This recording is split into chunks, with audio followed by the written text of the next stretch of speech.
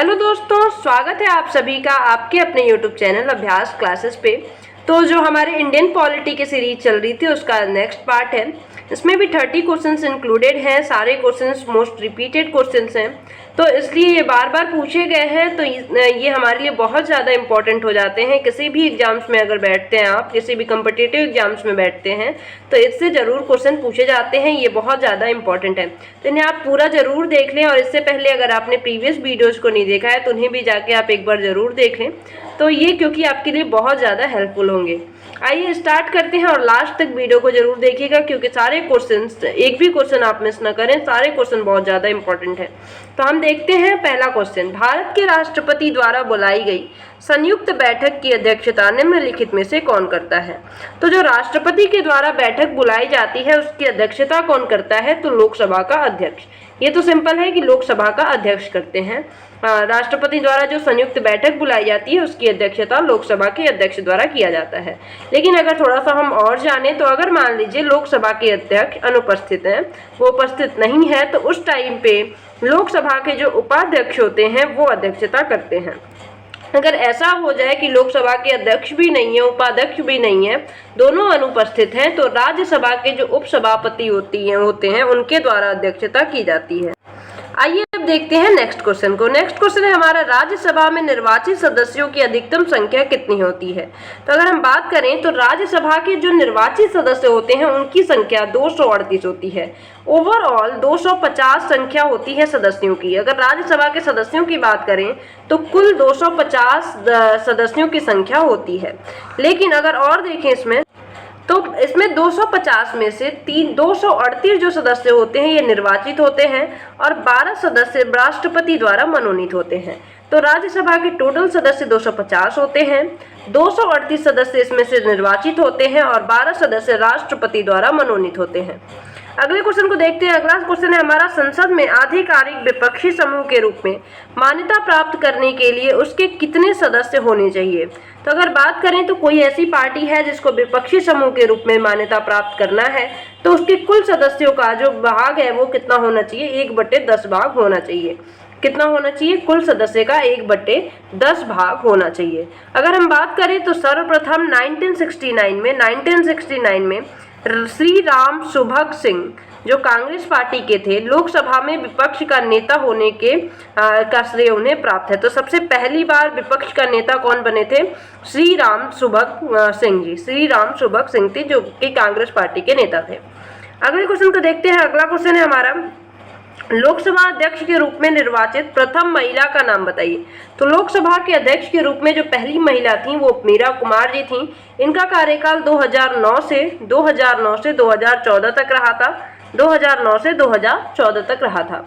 और अगर बात करें तो इन्होंने 2004 से 2009 तक सामाजिक न्याय एवं आधिकारिक मंत्रालय में भी कार्य किया था। तो इसे ध्यान रखें कि अगर पहली महिला अध्यक्ष जो थी मीरा कुमार थी, कार्यकाल 2009 से 2014 तक का था। अगला क्वेश्चन देखते हैं, भारत का योजना आयोग किस वर्ष में स्थापित किया गया? तो जो योजना आयोग था वो किस वर्ष स्थापित किया गया था? तो 15 मार्च 1950 को इसकी स्थापना हुई थी। अगले क्वेश्चन को देखते हैं, विकास परिषद में कौन शामिल नहीं होते हैं? तो विकास परिषद जो है इसकी अगर बात करें तो इसमें कौन शामिल नहीं होते हैं? तो सभी राज्यों के जो मुख्यमंत्री होते हैं ये इसमें शामिल नहीं होते। सॉरी, इसमें थोड़ा सा मिस्टेक हो रहा है। विकास परिषद में कौन शामिल होते हैं? तो इसका सही आंसर हो जाएगा सभी राज्यों के मुख्यमंत्री जो है इसमें शामिल होते हैं। इनके अलावा और कौन कौन शामिल होता है तो इसकी बात करें तो इसमें राष्ट्रीय विकास परिषद में जो केंद्रीय मंत्री परिषद है वो शामिल होते हैं, योजना आयोग के सदस्य शामिल होते हैं, सभी राज्यों के मुख्यमंत्री तथा संघ शासित प्रदेशों के प्रशासक जो हैं ये इसमें सम्मिलित होते हैं। तो इसका सही आंसर क्या हो जाएगा? सभी राज्यों के मुख्यमंत्री इसमें सम्मिलित होते हैं। अगला क्वेश्चन देखते हैं, संसद किसके माध्यम से सार्वजनिक व्यय पर नियंत्रण रखता है?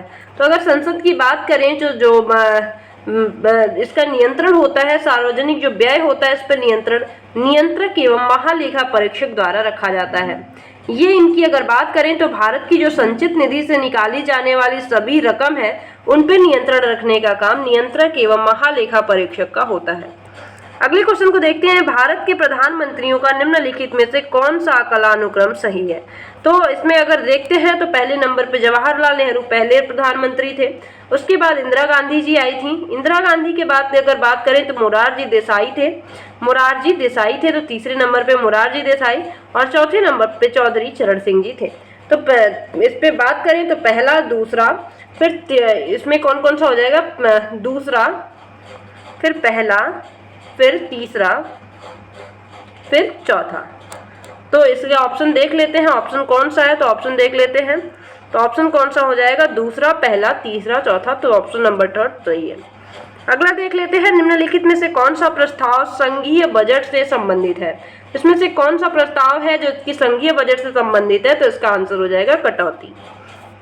अगले क्वेश्चन को देखते हैं, अगला क्वेश्चन है, निम्नलिखित में से कौन सी समिति संसद की स्थायी समिति नहीं है। तो इनमें से कौन सी समिति संसद की स्थायी समिति नहीं है, तो वित्त मंत्रालय की जो परामर्शदात्री समिति है, ये संसद की स्थायी समिति नहीं है।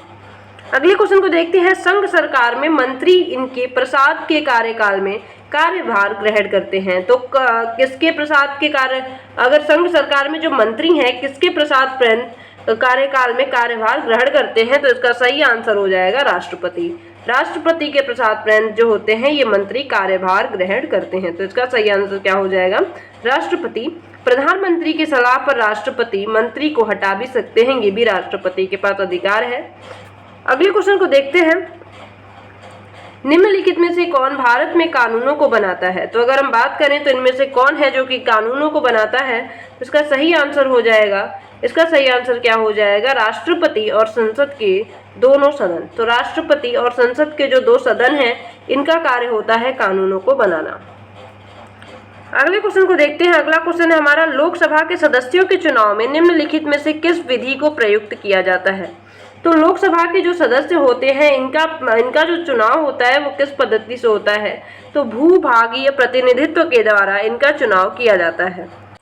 तो इसकी अगर हम थोड़ी सी बात करें तो भूभागीय प्रतिनिधित्व के द्वारा लोकसभा के सदस्यों की चुनाव की जाती है। हमारा आर्टिकल जो 81 है ये प्रावधान करता है, कहता है 181 के तहत प्रादेशिक निर्वाचन क्षेत्र इस प्रकार निर्धारित किए जाते हैं कि प्रत्येक निर्वाचन क्षेत्र की जनसंख्या और उसे आवंटित स्थानों का अनुपात पूरे राज्य में एक ही है। अगले क्वेश्चन को देखते हैं, भारतीय संसद के दोनों सदनों के संयुक्त अधिवेशन का सभापतित्व कौन करता है। तो संसद के दोनों सदनों का जो संयुक्त अधिवेशन होता है उसका सभापतित्व अध्यक्षता कौन करता है, तो लोकसभा के अध्यक्ष करते हैं। और अगर लोकसभा के अध्यक्ष के पास एक बहुत इंपॉर्टेंट अधिकार जो हमने प्रीवियस वीडियो में डिस्कस किया था, कौन सा, कि कोई भी विधेयक धन विधेयक है कि नहीं, इसको भी बताने का अधिकार सिर्फ लोकसभा के अध्यक्ष के पास है। इसका निर्धारण लोकसभा के अध्यक्ष के द्वारा ही किया जाता है।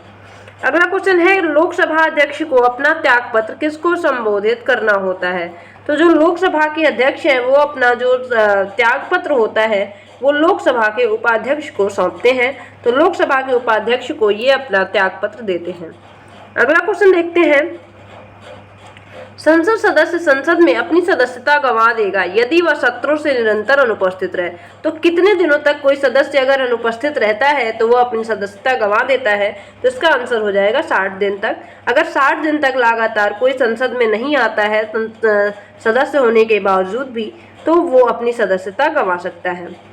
तो अगर बात करें तो इसमें एग्जाम्पल है सुब्रमण्यम स्वामी जी। सुब्रमण्यम स्वामी जी लगातार 60 दिनों तक सत्रों में निरंतर अनुपस्थित रहे थे, तो इसकी वजह से इन्होंने अपनी सदस्यता खो दी थी।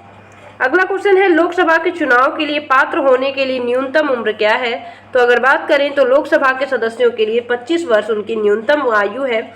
आर्टिकल 84 बी में इसका प्रावधान है कि आर्टिकल 84 बी के तहत ऐसा कहा जाता है कि 25 वर्ष न्यूनतम आयु होनी चाहिए लोकसभा के चुनाव में पात्र होने के लिए।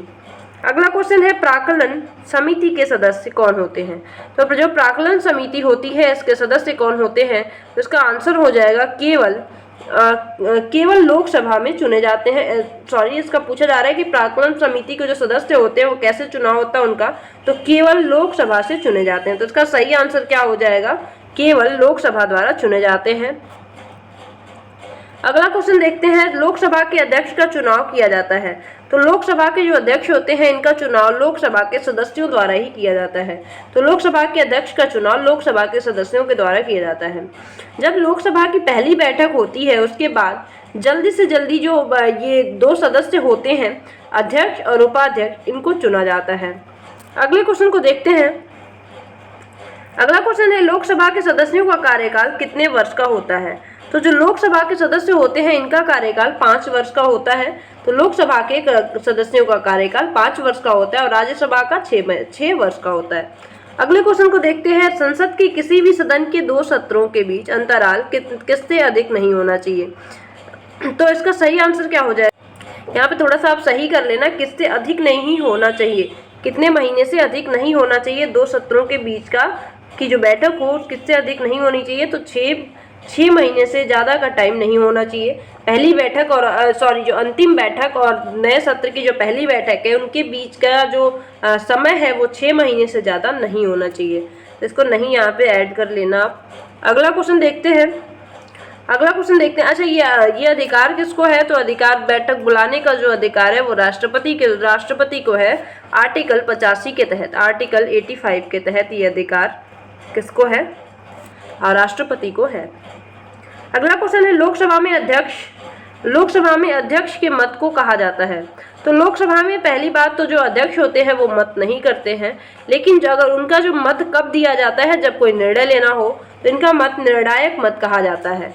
तो इनकी बात अगर करें तो ये पहली बात तो मतदान नहीं करते हैं, लेकिन अगर इनकी बात करें तो केवल किसी विषय पर मतों की बराबरी पर ये निर्णायक मत देते हैं। तो इनका जो मत होता है वो निर्णायक होता है। अगला क्वेश्चन है मंत्रिपरिषद के आकार एवं सदस्यता के बारे में निर्णय कौन करता है। तो मंत्रिपरिषद के जो मुख्य होते हैं वो प्रधानमंत्री होते हैं और यही सदस्यता के बारे में निर्णय, उसके आकार और सदस्यता के बारे में निर्णय करते हैं। अगले क्वेश्चन को हम देखते हैं। अगला क्वेश्चन है हमारा राज्यसभा के सदस्य कितने वर्षों के लिए निर्वाचित होते हैं। तो ये भी मैंने अभी आपको प्रीवियस जो क्वेश्चन था उसमें बताया। तो इसका जो आंसर हो जाएगा वो 6 वर्ष के लिए निर्वाचित होते हैं, जबकि जो 1/3 सदस्य होते हैं वो प्रत्येक 2 वर्ष के बाद सेवानिवृत्त हो जाते हैं।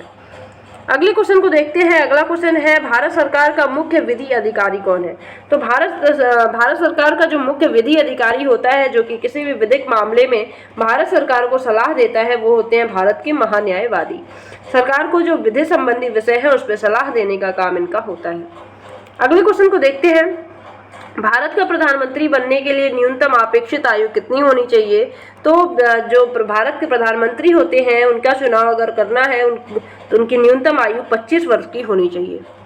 अगले क्वेश्चन को देखते हैं। अगला क्वेश्चन है हमारा भारतीय संसद में लोक लेखा समिति का अध्यक्ष कौन होता है।